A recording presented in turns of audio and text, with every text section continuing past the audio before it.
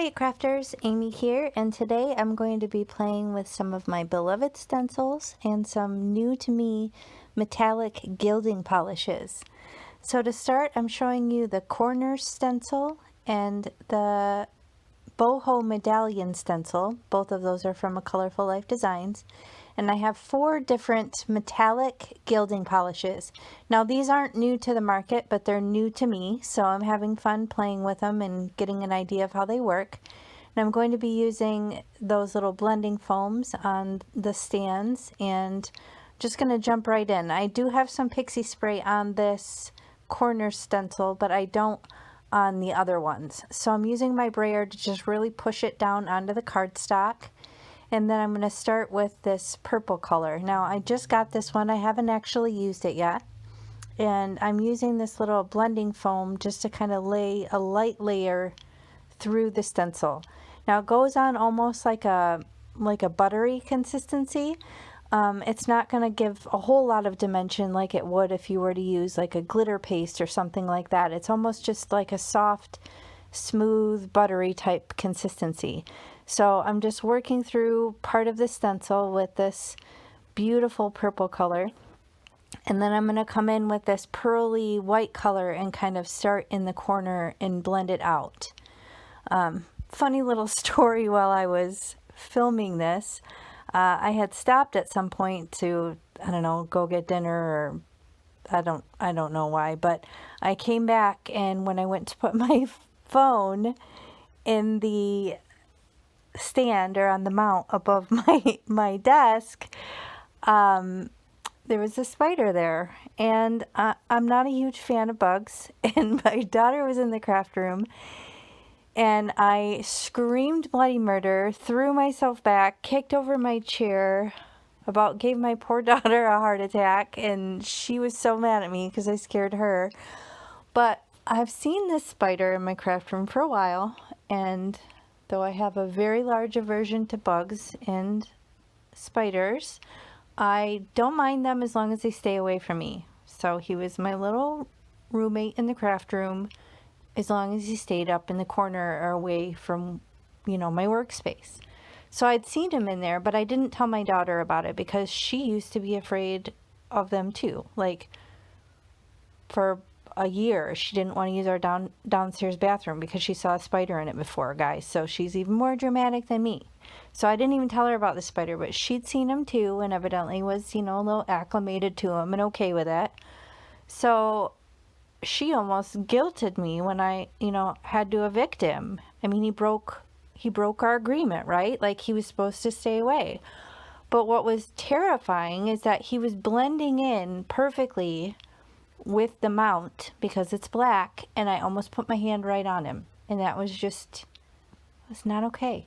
It wasn't okay with me. So then I tried to inspect him with my Google lens to figure out what he was. Then he jumped, and then I screamed again, and then my daughter screamed, and we both threw ourselves back onto the couch in my craft room.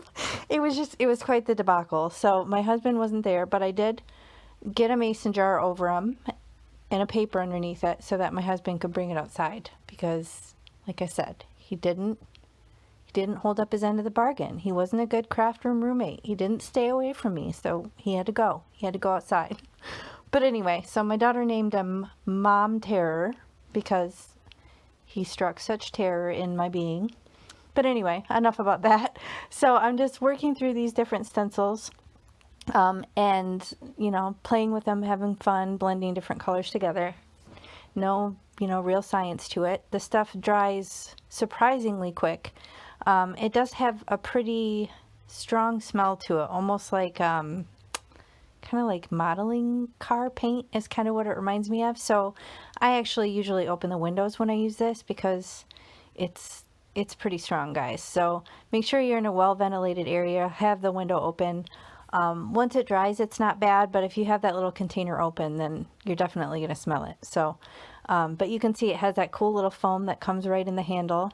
It's pretty neat. I like that feature. But I didn't really want to use that on the stenciling because I didn't want to contaminate it as I blended with other colors. So you kind of just, get it up into a little mound on the side of it and flatten it out so you get even coverage right across that little foam in the handle. So I'm just brushing this across, and what I'm creating here is actually just a matching shimmery cardstock because I'm going to die cut some sentiments out of it to make the cards with. So again, this dries really super fast, like way faster than, you know, glitz glitter gel and all that stuff. It goes on very thin, it doesn't have dimension, but as you can see, it has that beautiful shimmer to it. And I will link all the videos I used. No, all the products that I used, I will link them in the video description box below. Here I'm showing you how easily it cleans up with water. And I did, you know, throw some other stencils into the mix and create some other panels. And I have them die cut out with a stitched edge rectangle die. So I picked a bunch of word sentiment dies, and I'm just going to cut those out in those two different colors.